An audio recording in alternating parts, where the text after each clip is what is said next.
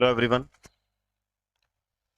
देखो बच्चों, आज का जो टॉपिक है हमारा वो है आपका भाई सह मतलब प्रेगनेंसी के बारे में। और भाई जैसे आप जानते हो कि ह्यूमंस में जो प्रेगनेंसी है, आपने सुना होगा भाई हमारे में जो प्रेगनेंसी है वो लगभग कितने टाइम की होती है? 9 महीने की होती है ना। तो उस 9 महीने के अंदर मेजर मेजर इवेंट्स जो होते हैं ना, कि भाई एम्ब्रियोनिक डेवलपमेंट जो होता है, कि भ्रूण में क्या क्या परिवर्तन होते हैं, क्या क्या बदलाव आते हैं और क्या क्या संरचनाएं आपको वहां पर देखने मिलती है, इसके बारे में पढ़ेंगे हम। तो देखो, अभी तक हम जो चैप्टर पढ़ रहे हैं वो है आपका मानव जनन, ह्यूमन रिप्रोडक्शन। और ह्यूमन रिप्रोडक्शन में हम अभी तक भाई सबसे पहला जनन तंत्र, फिर आपका युग्मक जनन, फिर आर्तव चक्र, और चौथा टॉपिक हम निषेचन और अंतरोपण पढ़ चुके हैं। तो अब ये आपके इस चैप्टर का पांचवा टॉपिक है, जिसका नाम है सहगर्भता तथा भ्रूणीय परिवर्तन। अब देखो है क्या, जैसे हमने लास्ट क्लास में डिस्कस किया था कि भाई जब निषेचन होता है तो युग्मनज बनता है ना। और फिर युग्मनज विभाजित होते होते क्या बनाता है? मोरुला को बनाता है ना। फिर मोरुला से अगर आप देखो तो फिर ब्लास्टुला बनता है, कोरक पुट्टी। फिर जब कोरक पुट्टी को हम कहते हैं कि जब वो कोरक पुट्टी गर्भाशय का जो अंतः स्तर होता है, जब उसके अंदर वो घुस जाता है ना, इम्प्लांटेशन हो जाता है, मतलब अंतररोपण हो जाता है, तब हम कहते हैं कि भाई जो वुमन है वो प्रेग्नेंट हो गई। ठीक है। अब देखो होता क्या है, जब पूरी प्रेगनेंसी चल रही है तो हमें कई सारी संरचनाएं देखने मिलती है, जैसे भाई अपरा हो गया, प्लेसेंटा जिसको आप बोलते हो। इसके अलावा नाभि रज्जु हो गया, अम्बिलिकल कॉर्ड। इसके अलावा फिर आपको कई सारे जो बाह्य जर्म स्तर है, मतलब कई सारी संरचनाएं हमको देखने मिलती है। तो क्या क्या संरचनाएं हमको देखने मिलती है भाई? जैसे फॉर एग्जाम्पल अगर आप बेबी की बात करो, कि भाई जो भी हमारा भ्रूण होता है, सबसे पहले भ्रूण की अगर हम बात करें तो भ्रूण कहाँ पर है? एक याद रखना भाई, वो एक कैविटी के अंदर, एक फ्लूइड के अंदर होता है, जिसको हम उल्ब द्रव्य बोलते हैं। इस उल्ब द्रव्य की अगर हम बात करें, ये कैविटी के अंदर होता है, और उस कैविटी को कौन बनाता है? उल्ब बनाता है। ठीक है। और उल्ब के बाहर अगर आप देखोगे तो जरायु होता है, कॉरियन जिसको बोला जाता है। तो ये संरचनाएं क्या है, इनके बारे में डिस्कस करेंगे। इसके अलावा ये जो स्ट्रक्चर आप देख रहे हो भाई, सबसे पहले होता है क्या भाई, स्टार्टिंग में तो जो भ्रूण है वो क्या होता है? गर्भाशय अंतः स्तर के अंदर होता है। लेकिन होता क्या है, जैसे जैसे डेवलपमेंट चलता है, जैसे जैसे विकास होगा, मतलब प्रेगनेंसी एक महीने से दूसरे महीने की हुई, तीसरे महीने की हुई, तो वो जो भ्रूण है वो उस गर्भाशय अंतः स्तर से बाहर आ जाता है, एक पाउच के अंदर आ जाता है, जिसको हम क्या बोलते हैं? एमनियोटिक सैक बोलते हैं, जिसमें उल्ब द्रव्य भरा हुआ होता है। और उस गर्भाशय अंतः स्तर पे एक संरचना बन जाती है, उस संरचना को बोला जाता है अपरा। तो इसको याद रखना भाई, क्या हुआ जब अंतररोपण हुआ, तब तो ये हमारा जो भ्रूण है ये गर्भाशय जो अंतः स्तर होते हैं, एंडोमेट्रियम, उसके अंदर चला जाता है। लेकिन जैसे जैसे भ्रूण का विकास होता है, ये वहां से बाहर आ जाता है और एक कैविटी के अंदर आ जाता है, एक फ्लूइड के अंदर आ जाता है ये। ठीक है। और जहां पर इसका अंतररोपण हुआ था, वहां पर धीरे धीरे एक संरचना बन जाती है, उस संरचना को बोला जाता है अपरा और प्लेसेंटा। ठीक है। इसके अलावा देखो, अब फिर इस अपरा से और प्लेसेंटा के बीच में अगर आप देखो तो यहाँ पे आपको एक कॉर्ड जैसा स्ट्रक्चर देखने को मिलता है, और इस कॉर्ड जैसे स्ट्रक्चर को बोलते हैं हम नाभि रज्जु, अम्बिलिकल कॉर्ड। तो इसमें आप देख सकते हो कि भाई हो क्या रहा है, कि इस नाभि रज्जु में कई सारी रुधिर वाहिनियां हैं जो उस भ्रूण से अपरा तक जा रही है, और फिर अपरा से कुछ रुधिर वाहिनियां जो होती है वो वापस से भ्रूण में जाती हैं। ठीक है भाई, तो हम सारे पहले इन्हीं सारे स्ट्रक्चर को समझते हैं कि क्या क्या चीजें यहाँ पर है। उसके बाद धीरे धीरे फिर हमारा आगे डेवलपमेंट पढ़ेंगे हम। तो इन्हीं को वन बाय वन डिस्कस करते हैं भाई। सबसे पहले हम बात करते हैं किसकी? प्लेसेंटा की। ये जो अपरा वाला पार्ट है, तो होता क्या भाई, जहां पर अंतररोपण हुआ, धीरे धीरे वहां पर है क्या, जो भ्रूण का जो उत्तक होता है और मादा का जो उत्तक होता है, वो एक दूसरे के साथ इंटरडिजिटेट कर जाते हैं, मतलब एक दूसरे के साथ मिल जाते हैं। और मिलने के बाद एक संरचनात्मक और क्रियात्मक इकाई बनाते हैं। इस संरचनात्मक और क्रियात्मक इकाई को हमने नाम दिया है अपरा, और इंग्लिश में इसको बोलते हैं प्लेसेंटा। प्लेसेंटा का जो मतलब होता है वो होता है केक, कि अगर आप इसकी संरचना को अगर आप देखो तो आपका जो बर्थडे केक होता है उसकी जैसी संरचना होती है। अब इस संरचना के अंदर अगर हम देखो तो भाई देखो आपको क्या चीज देखने मिलती है। तो एक चीज याद रखना, सबसे पहले इसके अंदर अगर आप देखोगे तो ये आपको कुछ उंगली जैसी जो संरचनाएं दिख रही हैं। ठीक है। तो ये जो उंगली जैसी संरचनाएं हैं, जिनको जरायु बनाता है, इनको बोला जाता है जरायु अंकुरक, और कॉरियनिक विलाई इनको हम बोलते हैं। अब एक चीज आप याद रखना, ये सबसे जरूरी चीज है कि भाई प्लेसेंटा की अगर हम बात करें तो भाई उसमें क्या होगा। सबसे पहले जो जरायु होता है, जरायु क्या है इसके बारे में अभी अभी पढ़ेंगे हम, कि सबसे बाहर वाली जो लेयर होती है हमारे उस वॉम्ब के अंदर, गर्भाशय के अंदर, उसको जरायु बोलते हैं। वही जरायु जो है वो क्या करता है, अपरा के अंदर जाकर कुछ उंगली जैसी संरचनाओं को बनाता है, और उन उंगली जैसी संरचनाओं को बोला जाता है क्या, जरायु अंकुरक। और इन जरायु अंकुरक के बाहर की साइड अगर आप देखोगे, ये वाले एरिया में अगर आप देखो बाहर की साइड, तो यहां पर क्या रक्त भरा हुआ होता है। और ये जो रक्त है ये किसका होता है, ये होता है मादा का रक्त। तो याद रख लेना भाई है क्या, जैसे भाई जरायु अंकुरक है, इस जरायु अंकुरक के अंदर किस क्या होती है, रुधिर वाहिनियां होती है। और वो जो रुधिर वाहिनियां है वो भ्रूण की होती है। ये जो रुधिर वाहिनियां होंगी ये किसकी होंगी, भ्रूण की, एम्ब्रियो की होती है। और इसके बाहर की साइड अगर आप देखोगे तो बाहर की साइड क्या भरा हुआ है, मादा का रक्त भरा हुआ होता है। तो होता क्या, भ्रूण के रक्त में और मादा के रक्त में जो भी विनिमय होता है, जो भी एक्सचेंज होगा, वो सारा का सारा यहीं से होता है। कि मान लो अगर भ्रूण को कोई चीज बाहर छोड़नी है तो वो इसके रक्त से कहां पर आ जाएगी, मादा के रक्त के अंदर। और मादा के रक्त से कोई चीज अगर जानी है तो वो इन्हीं अंकुरक से इन रुधिर वाहिनियों के अंदर जाएगा। तो मतलब बेसिकली अगर हम देखें तो जो मेजर एक्सचेंज होता है किस किस के बीच में, मदर के बीच में और भ्रूण के बीच में, वो इन जरायु अंकुरक के थ्रू ही होता है। मतलब इनके थ्रू ही होगा सारा का सारा काम। तो पहले हम इन्हीं सारी संरचनाओं को धीरे वन बाय वन करके डिस्कस करते हैं।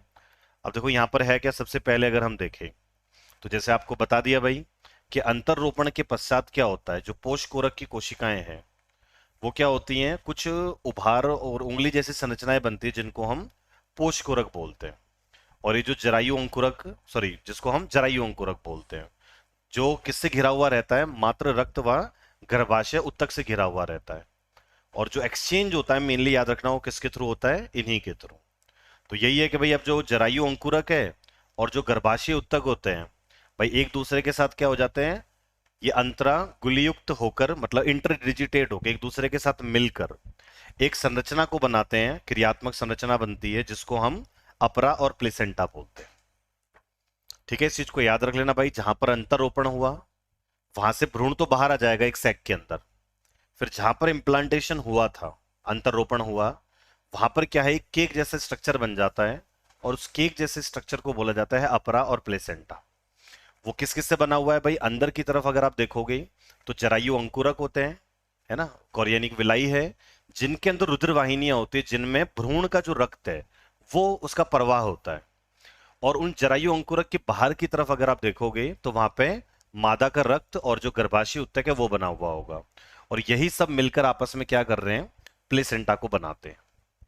ठीक है, और जैसे मैंने आपको बता दिया, जो भी मदर और भ्रूण के बीच में जो भी विनिमय होगा वो सारा किसके थ्रू होगा, इस प्लेसेंटा के अंदर जो जरायु अंकुरक होते हैं उन्हीं के थ्रू होगा।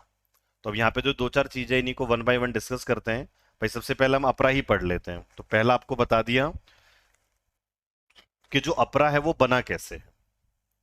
अब देखो, जैसे ये हो गया आपका एक जरायु अंकुरक, जरायु अंकुरक हो गया। अब देखो इस जरायु अंकुरक के अंदर अगर आप देखो तो यहां पर ये जो रुधिर वाहिनी आप देख रहे हो, ये रुधिर वाहिनी है उस भ्रूण की, जिसके अंदर किसका रक्त होगा, भ्रूण का। एक चीज आप याद रखना, इस जरायु अंकुरक में और नाभि रज्जु जो अम्बिलिकल कॉर्ड होती है उसके अंदर जितना भी रक्त होता है वो सारा का सारा भ्रूण का ही होता है। मादा का जो रक्त है और भ्रूण का जो रक्त है कभी भी आपस में संपर्क में नहीं आते। ऑब्वियस सी बात है भाई, अगर दो अलग अलग इंडिविजुअल्स के खून अगर संपर्क में आ गया, उनका रक्त कांटेक्ट में आ गया तो वो जम जाएगा। तो जरायु अंकुरक का एक ये भी काम होता है कि बाहर की तरफ जो मादा का रक्त भरा हुआ है उसको भ्रूण के रक्त से क्या करना, अलग करके रखना। ठीक है, अब देखो ये जो जरायु अंकुरक यहाँ पर है, मतलब जो प्लेसेंटा के अंदर है, ये क्या क्या काम करता है, मतलब यही जो इसके काम होंगे वही अपरा के काम हो जाएंगे। तो सबसे पहली चीज याद रखना भाई, जैसे मान लो कोई खाद्य पदार्थ यहाँ पर आया, ठीक है, और वो खाद्य पदार्थ जो है मान लो वो थोड़ा सा जटिल है, कॉम्प्लेक्स है, मतलब एक थोड़ा बड़ा मॉलिक्यूल है, तो ये और वो कहां पर है, बाहर की तरफ है, मतलब वो कहां पर है, मादा के रक्त के अंदर है। अब देखो बच्चे खाना तो खाता नहीं अंदर भाई, हम तो खाना खा रहे हैं, लेकिन बच्चा अंदर खाना थोड़ी खाता है, उसे जो भी पोषण मिलता है वो माता से मिलता है ना। और वो किसके थ्रू होता हुआ जाएगा? मादा के रक्त से वो पहले इन जरायु अंकुरक में जाता है। फिर जरायु अंकुरक से जो वाहिनियां निकलती है वो नाभि रज्जु के थ्रू होते हुए कहाँ पे चली जाती है? भ्रूण के अंदर चली जाती है। जैसे कि आप इस संरचना में देख भी सकते हो कि भाई यहाँ से जो फूड था मादा के रक्त से, वो कहाँ पर गया? वो बच्चे के अंदर गया, जरायु अंकुरक में। फिर यहीं से इस नाभि रज्जु से होता हुआ वो कहाँ पे चला जाता है? वो चले जाएगा भ्रूण के अंदर। तो इस चीज को आप याद रख लेना। तो देखो कहानी क्या है, अगर हम प्लेसेंटा की बात करें, अपरा की, कि वो क्या क्या काम करता है। तो सबसे पहला काम तो ये हो गया कि भाई कोई बड़ा मॉलिक्यूल आ गया, जैसे सुक्रोज आ गया, माल्टोज आ गया। तो ये सुक्रोज और माल्टोज को आगे नहीं जाएगा, पहले उसको क्या करेगा? उसको डाइजेस्ट कर देगा और उनको जो मोनोसेक्राइड्स होते हैं, जो उनकी छोटी इकाइयां होती है, उनके अंदर तोड़ देगा, क्योंकि बच्चा तो खाना पचा नहीं पाएगा। तो क्या करता है? उसको पचाकर आगे भेजता है बच्चे की तरफ। तो इसीलिए आपका ये जो क्या है, अपरा होता है, ये एक पाचन अंग की तरह भी काम करता है। दूसरा भाई, जैसे आप सांस ले रहे हो, बच्चा अंदर सांस तो लेता नहीं है, उसके तो फेफड़े क्या होते हैं? सिकुड़े पड़े होते हैं, है ना। जैसे आपके लंग्स फैले हुए हैं, आप एयर को इनहेल कर रहे हो, एक्सहेल कर रहे हो, अंतः श्वसन और निश्वसन कर रहे हो।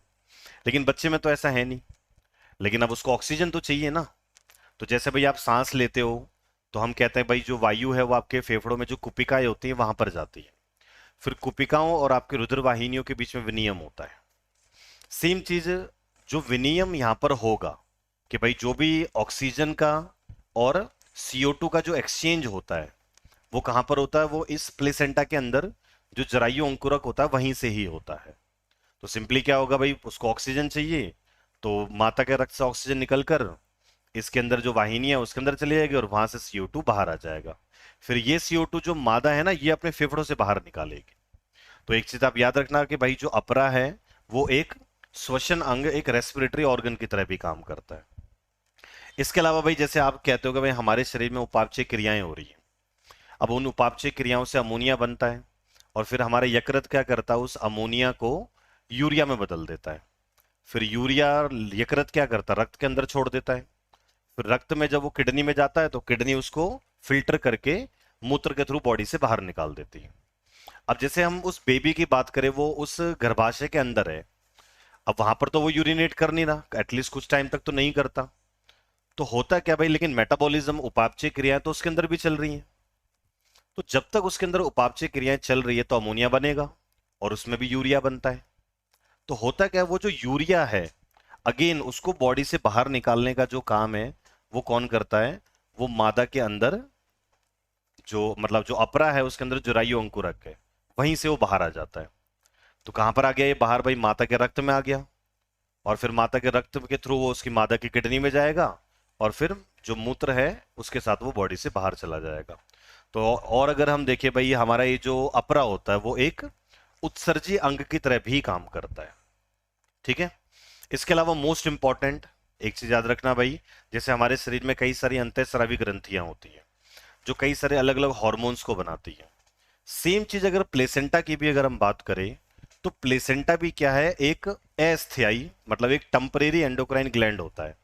टेम्परेरी इसलिए कह रहे हैं क्योंकि प्रेगनेंसी के टाइम पर बनता है और प्रेगनेंसी नहीं होगी तो ये नहीं होता वहां पर। तो होता क्या, याद रखना कि भाई प्लेसेंटा की अगर आप बात करो, ये एक अस्थायी जो अंतःस्रावी ग्रंथि होती है, मतलब जो टेम्परेरी एंडोक्राइन ग्लैंड है उसकी तरह काम करता है। अभी कई सारे हॉर्मोन्स को रिलीज करता है। उनमें से हॉर्मोन्स के कुछ नाम यहाँ पर दिए हुए हैं। जैसे एक हार्मोन ये बनाता है जिसको बोलते हैं हम मानव जरायु गोनेडोट्रोपिन, और इंग्लिश में इसको बोलते हैं ह्यूमन कोरियानिक गोनेडोट्रोपिन। इसका क्या काम है वो भी आगे डिस्कस करूंगा। वैसे मैंने आपको पिछली क्लास में बताया भी था कि होता क्या भाई, जब अंडोत्सर्ग हो जाता है तो अंडोत्सर्ग होने के बाद क्या होगा? कॉर्पस ल्यूटियम बन जाता है। और जो कॉर्पस ल्यूटियम है, होता क्या, जैसी प्रेगनेंसी हो जाती है तो अब इस कॉर्पस ल्यूटियम को जिंदा रखना है ताकि अगले कुछ टाइम तक ये हॉर्मोन्स को बनाता रहे। तो है क्या, कॉर्पस ल्यूटियम के जिंदा रहने के लिए सिग्नल जो होता है वो प्लेसेंटा भेजता है। तो प्लेसेंटा के अंदर भाई जो जरायु होते हैं, वो जरायु क्या करते हैं? एक हार्मोन बनाती है जिसे हम HCG बोलते हैं, मानव जरायु गोनेडोट्रोपिन। तो ये हार्मोन जाके कॉर्पस ल्यूटियम को मैसेज देता है कि हाँ भाई, जो अंडा मुक्त हुआ था वो निषेचित हो चुका है और उसका अंतर रोपण भी हो गया है। तो एक तरीके से सिग्नल दे दिया उसको कि हाँ भाई अब प्रेगनेंसी चालू हो गई, तो आप हार्मोन बना के रिलीज करते रहो। ठीक है, तो भाई एचसीजे का काम क्या है, याद रखना कि ये जब प्रेगनेंसी हो जाती है तो ये उस टाइम पर जाकर कॉर्पस ल्यूटियम को मैसेज देता है क्या बनाने के लिए, हॉर्मोन्स को बनाने के लिए। इसके अलावा भी आप लोग जानते हो कि भाई जब प्रेगनेंसी होती है तो भाई आपकी जो स्तन ग्रंथियां होती हैं स्त्रियों के अंदर, उनके अंदर भी वृद्धि होने लग जाती है। और सहगर्भता के अंत तक आते आते, मतलब एंड तक आते आते उनके अंदर मिल्क भी बनने लग जाता है। तो मिल्क बनाने का काम मेनली तो प्रोलैक्टिन हार्मोन करता है, लेकिन थोड़ा बहुत इस प्रोसेस में, इस प्रक्रिया में प्लेसेंटा भी हेल्प करता है, मदद करता है, मतलब एक हार्मोन बनाकर। और उस हार्मोन का नाम है मानव अपरा लैक्टोजन, और इंग्लिश में इसको बोल देते हैं हम ह्यूमन प्लेसेंटल लैक्टोजन, इसको हम बोल देते हैं। इसके अलावा भाई अपरा जैसे एस्ट्रोजन प्रोजेस्टेरोन, ये हार्मोन तो है ही, obvious सी बात है। अगर प्रेगनेंसी को मेंटेन रखना है तो एस्ट्रोजन प्रोजेस्टेरोन की तो जरूरत पड़ेगी ही पड़ेगी। तो ये दोनों हार्मोन भी क्या है, जो आपका कॉर्पस ल्यूटियम जो उस टाइम होता है वहां पर, सॉरी प्लेसेंटा जो होता है वहां पर, वो बनाकर उसको रिलीज करता रहता है। ठीक है भाई, एक चीज और याद रख लेना, ये तो हो गया भाई किसके बारे में, अपरा के जो थोड़े बहुत काम हो गए। तो ये जो ऊपर हार्मोन लिखे हैं ना, ये अपरा से आ रहे हैं। लेकिन एक चीज और याद रखना कि प्रेगनेंसी का जो उत्तरार्ध आता है, मतलब जब अंत, एंड आने वाला होता है, तो एंड के टाइम पर होता क्या है, ओवरी से एक हार्मोन रिलीज होता है। ठीक है, ये एनसीईआरटी खाली इसका जो स्रोत है वो अंडाशय ही देती है।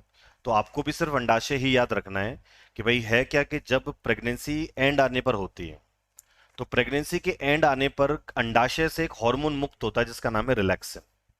अब वो रिलैक्सिन करता क्या है, जैसे भाई हमने एक स्ट्रक्चर पहले डिस्कस किया हो कि भाई जैसे मान लो ये आपका जो हिप वाला एरिया है वो हो गया। अब अगर आपको याद हो भाई, हमने डिस्कस किया था भाई हमारी जो कूल्हे की अस्थि होती है वो पीछे हमारा जो सैक्रम वर्टिब्रा होता है उससे जुड़ी हुई होती है, और आगे वो खुद जुड़ती है आपस में आके।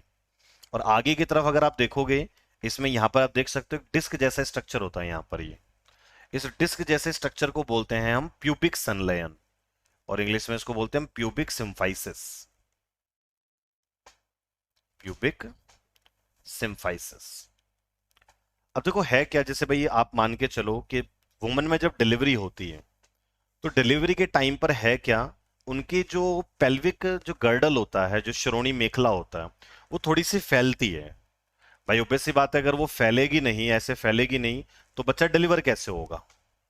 तो होता क्या है, ये जो प्यूबिक संलयन होता है इसको थोड़ा सा ढीला करना पड़ता है, ताकि ढीला हो जाए और जो कूल्हे की अस्थि है वो तो वो आराम से फैल जाए, कूल्हे की जो अस्थि होती है वो ऐसे फैल जाए और बेबी की डिलीवरी इजीली हो जाए। तो इसीलिए याद रख लेना, इस जो प्यूबिक संलयन कार्टिलेज होता है इसको रिलैक्स करवाने के लिए होता क्या है, जब प्रेगनेंसी का एंड आता है तो होता क्या, अंडाशय से जो रिलैक्सिन हार्मोन है वो रिलीज होता है। ठीक है, इसके अलावा भाई आपको ये एक छोटी सी यहाँ पर ग्राफ बता दिया है, ये और टाइम टेबल दे रखा है कि भाई जैसे फर्टिलाइजेशन हुआ और बर्थ तक, तो आप देख सकते हो कि स्टार्टिंग में एचसीजी का लेवल बढ़ता है, फिर धीरे धीरे एचसीजी का लेवल कम होने लग जाता है। और आप देख सकते हो पूरी प्रेगनेंसी में एस्ट्रोजन और प्रोजेस्टेरोन का जो लेवल है वो बढ़ता ही चला जाता है, क्योंकि प्रेगनेंसी को सपोर्ट करने के लिए इन दोनों हार्मोन की जरूरत होती है। तो इतना आप याद रख लेना भाई। अगर हम अपरा की बात करें तो अपरा क्या है, जरायु अंकुरक, मादा का रक्त और जो गर्भाशय उत्तक होते हैं उन सबसे बना हुआ है, जो किस किस की तरह काम कर रहा है भाई, एक पाचन अंग की तरह भी काम करता है, श्वसन अंग की तरह भी काम करता है, उत्सर्जी अंग की तरह भी काम करता है, और आपकी एक अस्थायी जो स्रावी होती है, अंतःस्रावी ग्रंथि, उसकी तरह भी काम करता है। कुछ हॉर्मोन्स को ये रिलीज करता है, जैसे मानव जरायु गोनेडोट्रोपिन हो गया, जो कॉर्पस ल्यूटियम को मैसेज देता है एस्ट्रोजन प्रोजेस्टेरोन हार्मोन को बनाकर रिलीज करने के लिए। ऐसे ही मानव अपरा लैक्टोजन, ये आपकी जो स्तन ग्रंथियां हैं उनके ऊपर काम करेगा। एस्ट्रोजन प्रोजेस्टेरोन ये प्रेगनेंसी को सपोर्ट करते हैं।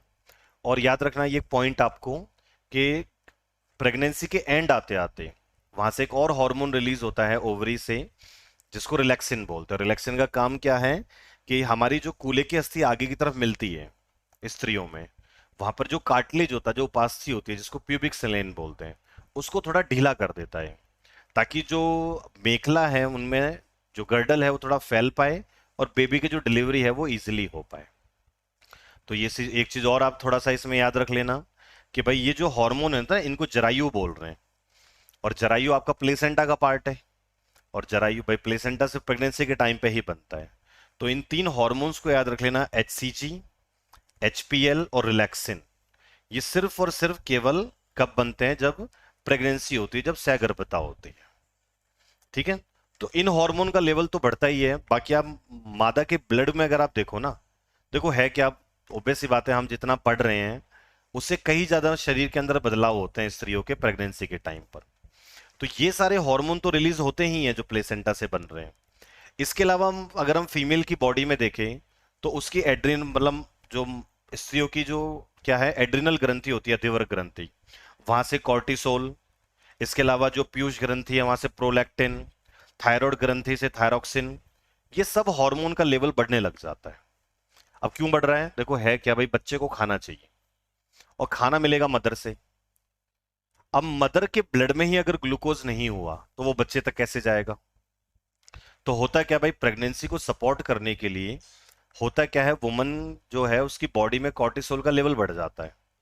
और आपको पता होगा कि कॉर्टिसोल का काम क्या होता है, वो हमारे शरीर में जो ग्लूकोज का लेवल होता है हमारे रक्त में उसको बढ़ा देता है। तो ज्यादा से ज्यादा रक्त मादा के मतलब ज्यादा से ज्यादा ग्लूकोज अगर मादा के रक्त में होगा तो वो ज्यादा से ज्यादा बच्चे तक पहुंचेगा। है ना, सेम काम थायराइड हार्मोन, थायरॉक्सिन हार्मोन करता है। वो भी आपके बीएमआर को बढ़ाता है, ब्लड में ग्लूकोज लेवल को बढ़ाता है। तो एक तरीके से अभी के लिए इतना याद रख लेना भाई, ये ऊपर वाले तो हार्मोन बढ़ेंगे ही बढ़ेंगे, लेकिन इसके साथ साथ thyroid hormone, prolactin, cortisol hormone, इन सब हार्मोन का भी लेवल बढ़ने लग जाता है। तो इनका भी काम क्या है भाई, एक तरीके से जो प्रेगनेंसी होती है उसको ये सपोर्ट करते हैं। तो ये हो गया भाई हमारा सबसे पहला टॉपिक, जो है आपका अपरा के बारे में हो गया, प्लेसेंटा के बारे में। अब जैसा कि आप देख सकते हो भाई यहाँ पर कि अपरा और प्लेसेंटा के बीच, मतलब सॉरी, अपरा और आपका जो क्या है आपका भ्रूण है, ये अपरा और भ्रूण के बीच में आप देख सकते हो कि आपको एक रॉड जैसा स्ट्रक्चर मिलता है जिसको हम अम्बिलिकल कॉर्ड और नाभि रज्जु बोलते हैं। अब इस अम्बिलिकल कॉर्ड और नाभि रज्जु में क्या है उसको थोड़ा सा डिस्कस कर लेते हैं हम। तो जैसे ये हो गया भाई आपका कि भाई है क्या, ये जो अपरा है ये नाभि रज्जु द्वारा किससे जुड़ा रहता है, भ्रूण से। ठीक है। अब इस अपरा के अंदर अगर आप देखो, मतलब इस नाभि रज्जु के अंदर अगर आप देखो भाई, ये अपरा हो गया और ये भ्रूण हो गया और ये हो गई आपकी नाभि रज्जु। अब एक चीज आप याद रखना भाई, ये जो नाभि रज्जु है इसके अंदर होता क्या है, इसके अंदर अगर आप देखोगे दो तो आपको मिलती है धमनी। ठीक है। और धमनी जो है याद रखना, इनका काम क्या होता है, रक्त को भ्रूण से लेकर कहां पे जाना, आपके अपरा की तरफ। ठीक है। और एक होती है इसके अंदर क्या, शिरा। शिरा का काम क्या है, जो रक्त है उस अपरा से लेकर वापस कहां की तरफ जाना, भ्रूण की तरफ जाना। तो ऑब्वियस सी बात है भाई, शरीर से जो रक्त आ रहा है जो अपरा की तरफ जा रहा है उसमें ऑक्सीजन का लेवल थोड़ा कम होगा। तो एक चीज आप याद रखना अभी कि जो अम्बिलिकल आर्टरी होती है, जो नाभि धमनी होती है, उस धमनी के अंदर अगर आप देखो तो ऑक्सीजन की मात्रा कम होती है और वो एक तरीके से मिक्स ब्लड होता है। लेकिन ऑब्वियस सी बात है भाई, ये जो ब्लड यहां पर आया ये क्या करेगा भाई, ये धमनी के थ्रू रक्त कहां पर पहुंचा, इस अपरा के अंदर पहुंचा। फिर अपरा से क्या होगा, CO2 बाहर चली जाएगी और O2 अंदर आ जाएगी। फिर उस रक्त को वापस कौन लेकर आ रहा है, वापस लेकर आ रही है ये शिरा। तो ऑब्वियस सी बात है, शिरा के अंदर जो रक्त होगा वो रक्त कैसा होता है, वो ऑक्सीकृत रक्त होता है। तो इतना आप समझ रहे हो भाई कि जो धमनी है याद रखना वो भ्रूण से रक्त को लेकर अपरा की तरफ जा रही है। तो ऑब्वियस सी बात है, वो बॉडी से जा रही है ना, वहां पर बाहर की तरफ ऑक्सीजन को लेने के लिए जा रही है। तो उनके अंदर रक्त कम, मतलब उसके अंदर ऑक्सीजन कमी होगी तो उनके अंदर मिक्स ब्लड होता है। लेकिन अपरा से जो रक्त भ्रूण की तरफ जाता है, जो कि नाभि रज्जु शिरा लेकर जा रही है, उसके अंदर अगर आप देखोगे तो आपको ऑक्सीजन की मात्रा ज्यादा मिलती है, मतलब वो ऑक्सीकृत होता है। ठीक है। तो इतना। और याद रखना कि भाई इसके अंदर एक छोटा सा एक वर्ड और दे रखा है, वॉर्टन जेली। कि होता क्या भाई, ये जैसे नाभि रज्जु को हम ऐसे समझ लेते हैं कि नाभि रज्जु है, इसके अंदर क्या है भाई, इसके अंदर एक शिरा है ना, नाभि रज्जु शिरा। और उस शिरा के ऊपर दो धमनियां लिपटी हुई होती हैं। और उन धमनियों और इन शिराओं के बाहर की साइड अगर आप देखोगे इस पूरे में, तो एक उत्तक भरा हुआ होता है पूरे में। तो याद रखना यहां पर ये जो संयोजी उत्तक भरा हुआ है, इस संयोजी उत्तक को बोला जाता है आपका वॉर्टन जेली। ठीक है, तो इसको थोड़ा सा आप याद रख लोगे, कहीं ना कहीं इसके बारे में थोड़ा एक आध क्वेश्चन दिया हुआ है, इसलिए थोड़ा बहुत बता दिया। ठीक है भाई, तो ये हो गया हमारा भाई दूसरा टॉपिक। पहला हो गया आपका प्लेसेंटा, दूसरा हो गया नाभि रज्जु। अब तीसरा हम थोड़ा सा देख ले जर्म स्तर, है ना, जर्म लेयर्स के बारे में देख लेते हैं। ऑल्दो ये मैंने आपको लास्ट क्लास में थोड़ा सा पढ़ाया था, अगर आपको थोड़ा बहुत याद आ रहा हो, नहीं यार तो कोई नहीं, फिर भी हम थोड़ा सा इसको दोबारा से डिस्कस कर लेते हैं। कि भाई हमने डिस्कस किया था कि भाई जब तूतक होता है ना, सॉरी कोरक पुट्टी जब होती है, तो कोरक पुट्टी के टाइम पे अंतररोपण होता है, और अंतररोपण होने के बाद कि भाई जो क्या होता है, अंतरा कोशिकीय गुच्छा होता है, जो इनर कोल सेल मास होता है, वो इनर सेल मास अपने आप को 3 लेयर में अरेंज कर लेता है, बाह्य त्वचा, मध्यजन स्तर और एंडोडर्म। याद रखना इन तीनों को एक साथ जर्म स्तर बोला जाता है, जर्म स्तर, और इंग्लिश में इनको हम बोल देते हैं जर्म लेयर। और आप लोगों ने थोड़ा बहुत पढ़ा हो या फिर नहीं पढ़ा तो सुन लो कि भाई हमारे शरीर में जितने भी ऊतक हैं या जितने भी अंग होते हैं, वो इन्हीं 3 लेयर के बने हुए होते हैं। तो यहाँ पे एक हल्का सा टॉपिक दे रखा है, इसमें कई बार क्वेश्चन डायरेक्टली आ जाता है। जैसे भाई अब यहाँ पे आपको थोड़ी सी क्लास 11th की जरूरत पड़ेगी।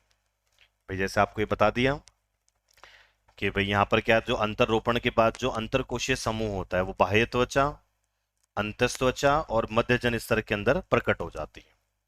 और एक चीज थोड़ी सी यहाँ पे और आप नोटिस कर लेना कि भाई यहाँ पर जितनी भी सेल्स होती है, इनको स्टेम सेल्स बोला जाता है, और इनको हम तना कोशिकाएं बोलते हैं। अब देखो होता क्या है, तना कोशिकाओं का मतलब क्या है, वो कोशिकाएं जो विभाजित होकर दूसरे प्रकार की कोशिकाओं को बना सकती है। भाई आपके शरीर में जितनी भी कोशिकाएं बनेंगी, जितने भी उत्तक बनेंगे, अब वो इन सब की कोशिकाओं से ही तो बनेंगी। तो मतलब मतलब ये जो आपका बाह्य त्वचा है, जो मध्यजन स्तर होता है, जो अंतस त्वचा है, इनके अंदर जो कोशिकाएं होती है, कि इनके अंदर क्या है, एक फीचर है कि ये डिवाइड करके आपके दूसरे प्रकार के जो उत्तक होते हैं उनको बना सकती है, दूसरे प्रकार की कोशिकाओं को बना सकती है। तो इन्हीं कोशिकाओं को याद रखना क्या बोलते हैं हम, स्टेम सेल्स, या फिर इनको तना कोशिकाएं बोल दिया जाता है। ठीक है भाई, अब कौन सी जर्म स्तर कौन से उत्तक को बनाती है, कौन से टिश्यू को बनाती है, उसका एक हल्का सा आइडिया यहाँ पर आपको दिया है। ऑल्दो देखो आपको इस टॉपिक को समझने के लिए जो क्लास 11th का आपका चैप्टर है ना, जीवों में और जंतुओं में संरचनात्मक संगठन, उसमें उत्तक के बारे में पढ़ते हो आप। तो जैसा भी आपने पढ़ा होगा कि जंतुओं की अगर हम बात करें, जंतुओं में हमको 4 टाइप के उत्तक मिलते हैं। कौन कौन से भाई, एक तो मिलता है हमको उपकला उत्तक, एपिथेलियम टिश्यू, एक है संयोजी उत्तक, कनेक्टिव टिश्यू, एक है पेशी उत्तक और मस्कुलर टिश्यू, और एक है हमारा तंत्रिका उत्तक। अब देखो उपकला का मतलब आपको, आप देखना आपके शरीर में कोई भी अंग हो, कोई भी एक्स वाई जेड आप अंग ले लो, अगर वो सॉलिड है ना, ठोस है पूरा, तो उसके बाहर का जो आवरण है वो उपकला का बना होता है।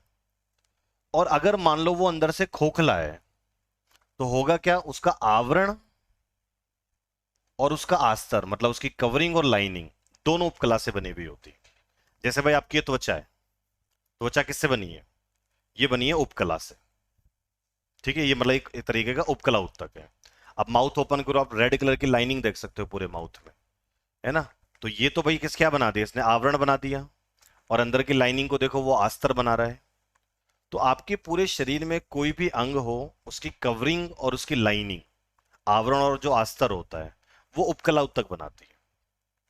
अब एक चीज आप याद रखना कि हमारे शरीर में जो उपकला उत्तक है, उसको बनाने में तीनों जर्म लेयर काम आती है। जैसे फॉर एग्जाम्पल थोड़ा सा भी आपको बता दे रहा हूं भाई, जैसे आपकी त्वचा है बाहर वाली, इस त्वचा और त्वचा के साथ जितनी भी चीजें जुड़ी हुई है, चाहे वो बाल हो, चाहे वो इसके ऊपर श्वेत ग्रंथि हो, स्वेट ग्लैंड, चाहे इसके ऊपर ऑयल ग्रंथि हो, है ना, तो त्वचा और त्वचा के ऊपर जितनी भी चीजें होती हैं, ये सब की सब बनती है एक्टोडर्म से। ठीक है, तो एक चीज को याद रख लेना।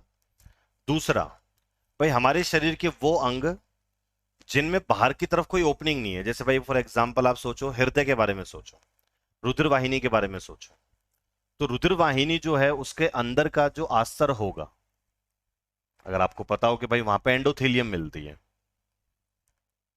अगर आपने थोड़ा बहुत रुधिर वाहिनी के बारे में पढ़ रखा है कि रुधिर वाहिनियों के अंदर का जो आस्तर होता है उसको एंडोथेलियम बोला जाता है, अंतःकंचुक बोलते हैं, जो सरल छल की उपकला का बना होता है।